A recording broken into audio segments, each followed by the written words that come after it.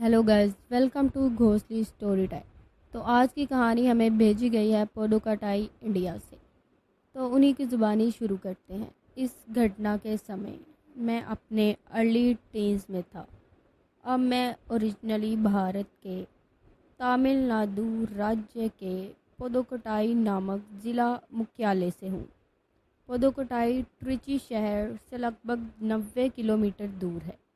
मैं कर्नाटक राज्य के बेंगलोर में बसा हुआ हूँ और अपने नाना नानी के साथ समय बिताने के लिए हर गर्मियों और सर्दियों की छुट्टियों में अपने नेटिव पुडुकोट्टई जाता था। अब मेरे बारे में थोड़ी जानकारी। मैं इस समय 24 वर्ष का हूँ और एक मेडिकल स्टूडेंट हूँ। मैंने कभी भी पैरानॉर्मल और अंधविश्वासों पर विश्वास नहीं किया क्योंकि मैं नेचर से बहुत शक्की हूँ। मैं एक ट्रू ईसाई परिवार से हूँ और अपने धर्म में बहुत विश्वास रखता हूँ। मेरे पास एक आत्मविचार सोच है कि जब भगवान की शक्ति मौजूद होती है तो निश्चित रूप से बुराई की शक्ति भी मौजूद होती है।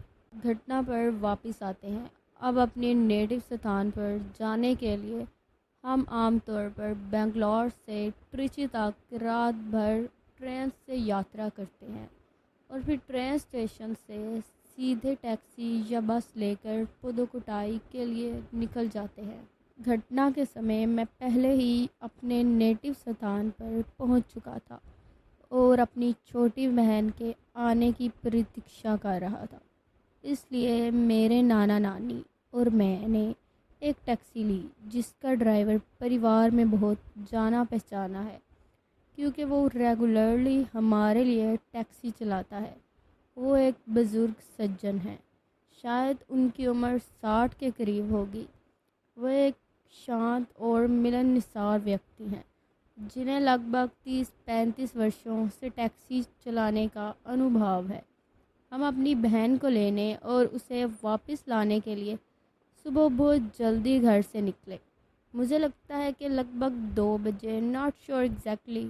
यहाँ एक बात का मेंशन करना ज़रूरी है कि ट्रिची पुडुकोट्टई यात्रा एक नेशनल हाईवे के ज़रिए से होती है और बीच में कुछ छोटे गांव हैं जिनके अलावा ये झाड़ियों और पेड़ों से ढकी बंजर भूमि है। ट्रिची के आगे की यात्रा घटनाहीन थी और मैं बीच रास्ते में थोड़ी देर के लिए सो भी गया था। हम ट्रिची पहुंचे, अपनी बहन को उठाया और घर वापस आने लगे। मेरी बहन और नाना नानी थके होने के कारण गहरी नींद में थे और चूंकि मैं ड्राइवर के साथ आगे था और पहले की झपकी के कारण मैं पूरी तरह से जाग रहा था। वो ठंडी रात की हवा का आनंद ले रहा था और ड्राइवर से कुछ बातें कर रहा था। हम अपनी वापसी की यात्रा के बीच में थे और अगर आप इन इलाकों से फैमिलियर हैं तो आपको पता होगा कि हाईवे पर स्ट्रीट लैंप या किसी और चीज़ की रोशनी नहीं होती है। हमें बस चांद की रोशनी और कारों की हेडलाइट्स दिख रही थी जो हमारे सामने सड़क को रोशन कर रही थी और दोनों तरफ बड़े बड़े पेड़ थे। इस हाईवे पर एक ऐसा हिस्सा है जो मुझे हमेशा डराता है क्योंकि पेड़ ऊपर से हाईवे को लगभग पूरी तरह से घेरे हुए हैं और ये लगभग अंधेरा है क्योंकि चांद की रोशनी पत्तियों की वजह से रुकावट बन रही है।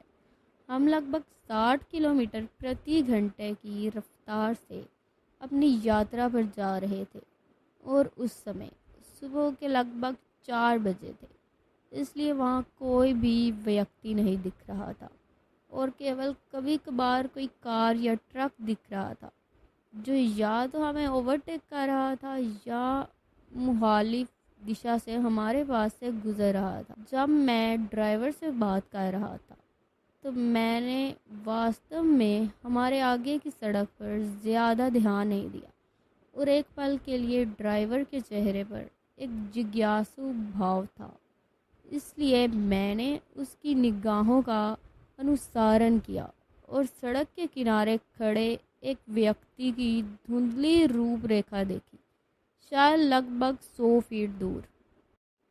जैसे जैसे हम करीब पहुँचे, मैं समझ गया कि ये एक सादी सफ़ेद साड़ी पहने एक महिला थी।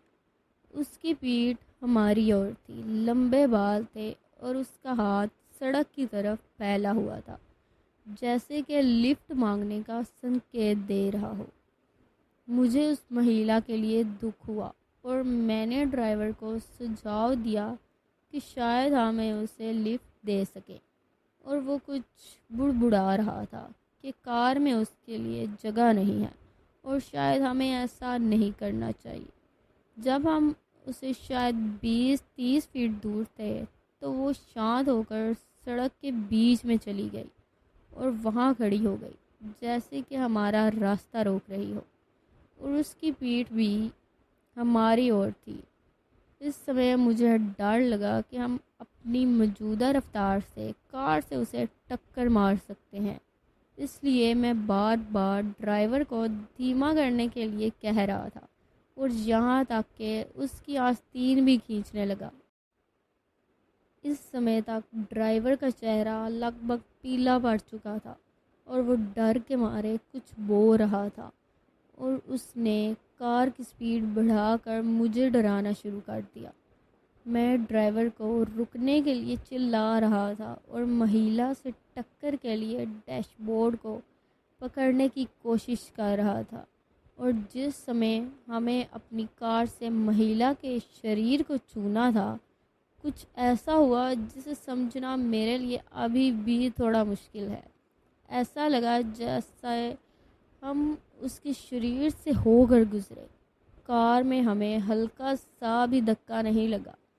मैंने कुदरती पीछे की खिड़की से देखा कि क्या हुआ है, जबकि ड्राइवर ने अपनी स्पीड को जारी रखा। मुझे आश्चर्य हुआ कि वो अभी भी वहीं खड़ी थी, सड़क के बीचों बीच, ठीक उसी जगह पर जहाँ से हम गुजरे थे, लेकिन उसकी पीठ अब भी हमारी तरफ थी और फिर से हमारा सामना कर रही थी, और उसने अभी भी अपना हाथ आगे बढ़ाया हुआ था। मैं थोड़ा भी आवाज़ और कंफ्यूज था और बार बार उस पर कार ना रुकने के लिए चिल्लाया, और भले ही मैं अपने मन में जानता था कि हम उसके ठीक बीच से गुजरे हैं, मैं ड्राइवर से कहा कि हम उसे मार सकते थे। इस दौरान ड्राइवर ने कार की स्पीड बढ़ानी जारी रखी और उसका पूरा ध्यान आगे की सड़क पर था। उसने कभी मेरी तरफ नहीं देखा और ना ही मेरे बार बार पूछे गए सवालों का जवाब दिया। थोड़ी देर बाद मैं शांत हो गया और उसे कुछ भी पूछने की कोशिश करना छोड़ दिया और चुप रहा। लगभग 1 घंटे बाद हम घर के करीब थे और सूरज उग रहा था, और ड्राइवर ने कुछ चाय और सिगरेट के लिए एक छोटी सी दुकान पर गाड़ी रोकी। ये उन छोटे गांवों में से एक था जिसका मैंने पहले जिक्र किया था। मैं अपने पैरों को पिलाने और कुछ अच्छी चाय पीने के लिए नीचे उतरा। इस दौरान ड्राइवर मेरे पास आया और अपना हाथ मेरे कंधे पर रखा और मुस्कुराया, और फिर मुझसे कहा कि जो कुछ हुआ उसके बारे में किसी और को ना बताऊं। मैं इस शर्त पर सहमत हुआ। उन्होंने कहा, बेटा, क्या तुम सच में इस तरह की बातें सुनना चाहते हो? ये परेशान करने वाली है और इसके बारे में बात ना करना ही बेहतर है। मैंने कहा कि मैं इसे संभाल सकता हूँ, और उन्होंने समझाना शुरू किया। उन्होंने कहा, ऐसे अजीबोगरीब घंटों में हाईवे पर कभी किसी के लिए रुकना मत। तुमने जो देखा वो कोई इंसान नहीं था, ये एक दुष्ट प्राणी है। कोई भी इंसान तेज़ रफ्तार से चलने वाली कार के सामने सड़क पर नहीं कूदता, और तुमने खुद देखा कि वो हमारे बीच से कैसे गुजरी। मैंने अपनी ड्राइविंग के कई सालों में इस तरह की दुष्टों के बारे में बहुत समय तक देखा और सुना है, और कई पुरुष खास कर ट्रक ड्राइवर इन दुष्टों के झांसे में आ जाते हैं जब वो इन महिलाओं के लिए वहाँ रुकते हैं और कुछ दिनों बाद दूर जाकर मृत पा जाते हैं। तुम अभी भी एक मासूम लड़के हो और मुझे उस समय तुम्हारी बात ना सुनने का अफसोस है, लेकिन ऐसा करना ही ठीक था। मैंने चुपचाप सर हिलाया। हमने अपनी चाय ख़त्म की और अपनी यात्रा जारी रखी और 20 मिनट के भीतर घर पहुंच गए। मैं पूरी यात्रा के दौरान चुप रहा, आंशिक रूप से इसलिए क्योंकि मैं उस घटना से हिल गया था और आंशिक रूप से इसलिए क्योंकि मुझे एहसास हुआ कि ड्राइवर सही था और मैंने एक भयानक पैरानॉर्मल किस्म की चीज़ देखी थी। मेरे बाकी 3 साथी यात्री आखिरकार घर पहुंचने पर जाग गए। उन्हें कुछ भी नहीं पता था कि क्या हुआ था और वो खुशी खुशी एक दूसरे से बात कर रहे थे। मैंने उन्हें उस दिन हुई घटनाओं के बारे में कभी नहीं बताया और इसी केवल कुछ दोस्तों के साथ साझा किया जिन्हें लगा कि यह उन्हें डराने की एक बेकार कोशिश थी। केवल ड्राइवर और मैं ही सच जानते थे। अपने बाद के वर्षों में मुझे पता चला कि तमिलनाडु के लोगों के पास उस हस्ती का एक नाम है जिसे मैंने देखा था। वो इसे मोहिनी पिसासु कहते हैं। पिसासु का मतलब शैतान होता है। ये हस्तियां जवानों को उनकी मौत के लिए फुसलाने के लिए बदनाम है। तो गाइस, अगर आपको ये कहानी अच्छी लगी तो इस वीडियो को लाइक और शेयर करें और मेरे चैनल को सब्सक्राइब करें।